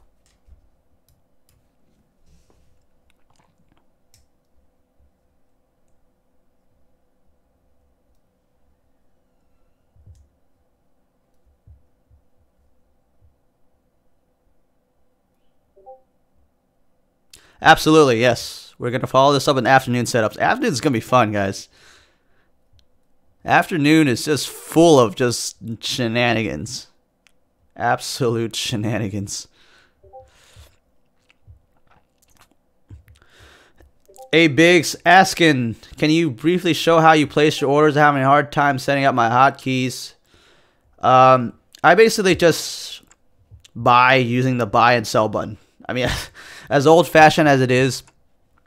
So when a stock drops to a certain point, I have an idea where it's going to drop, okay, based off support and resistance. And I have the price already punched in. So, for example, say the stock has support at, I don't know, let's pick a number, like $5. I already have 5 and then a decimal point punched in the price. And then wherever it drops to, say it drops to like 503, then I would just type in 07 or something like that. And then I'd put send out as 5007 limit order and get filled. That's how I place my orders. I don't actually use hotkeys as much to buy and sell because I want to add liquidity. So sometimes you guys will hear me buy on the microphone. You know, you guys would hear me do this really quick, you know, like that, right?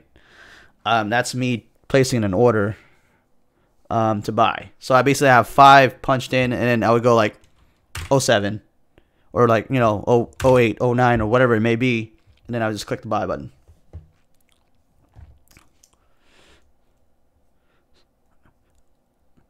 You could hit the bid. By the way, you could watch the hotkeys video that I already have. I did create a hotkeys video. It's on the website. If you go to MadazMoney.com, click on videos,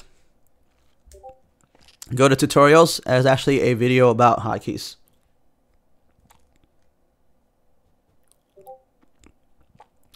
Asking, do you ever short if a ticker is above pre-market highs but below high of day?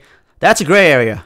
That is a gray area. So that's where I would definitely be really cautious. If I can tape read some resistance there, maybe I'll go in half size, but I would not go in full size in that situation. That's still kind of dangerous, right? The stock can find support at any point between that pre-market highs and high of day area and continue higher. You cannot rule that out as a possibility. It can absolutely do that, right? So if you have a situation where, you know, this is pre-market highs, this is high of day, right? You know, stock breaks pre-market highs, tops out, right? Starts going down. What do you? This is a situation where you're in between high of day and pre-market highs. You're gonna be tempted to short this, right? But what if it just finds support somewhere, right here, and then continues higher? You don't know that, right? You don't know that. So you could, maybe you can tape read these and scalp these moves, but to me, it's still swimming against the current. It's only when pre-market highs is lost and when it gets really ugly.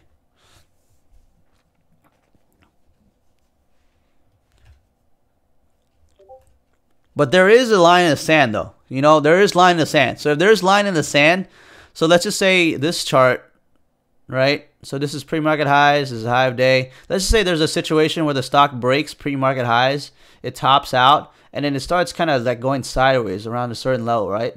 So now we have a line in the sand right here. All right, right there. And if it were to crack this, then it could be a good short. So maybe there's another support level that we have to identify, and this is where the line in the sand comes in. We've seen this type of chart as well. It could be, yes. We've seen it all the time, right? I showed you guys. You guys can go back in this webinar and look at some of these examples and see the line of sand coming into play. You know, it resulted in an infinite dump a couple times. You guys can pull up a couple of charts and see that as well. I mean, you've seen stocks that kind of consolidate and then just fall off a cliff. So that's a one place where you might consider shorting, despite the fact that it's above pre-market highs. Especially if the stock's made a substantial move, then obviously pre-market highs is going to be pretty low compared to the rest of the chart. So that's where the line in the sand would come in. The hack is back asking, is lack of pre-market action a sign that it's a chat pump? It could be. I mean, lack of pre-market action could result in a stock that runs at the open too. We've seen stocks that are on pre-market scans that have no volume and it just still ends up being a play at the open. Chat pumps are usually just stocks that just run out of nowhere. and they're usually stocks that get one quick volume surge and there's no volume that follows it. Just keeping it simple, you know. Let's not overcomplicate things. It's just a random stock that pops out of left field with a lot of volume, and then no volume after that.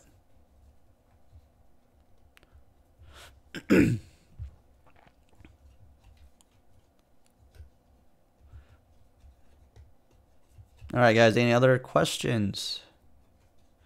Man, I try to keep these webinars like within an hour, but they always somehow turn out to be 2 hours. I don't know how that happens.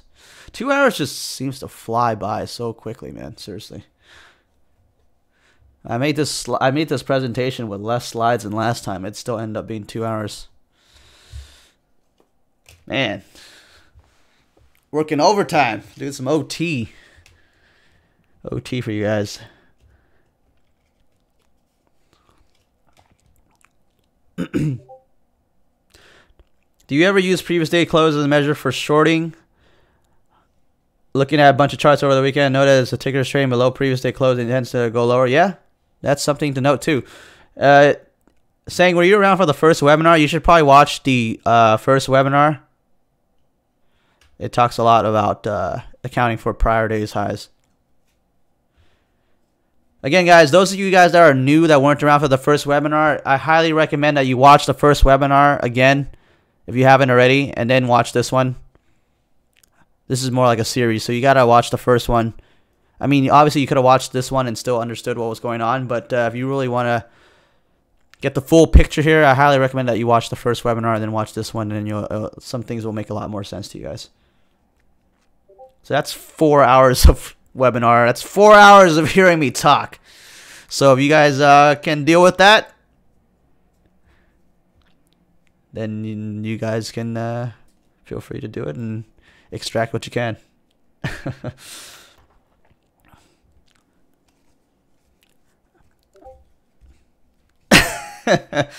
Well, if you guys made it this far, then I guess it's working out for you guys.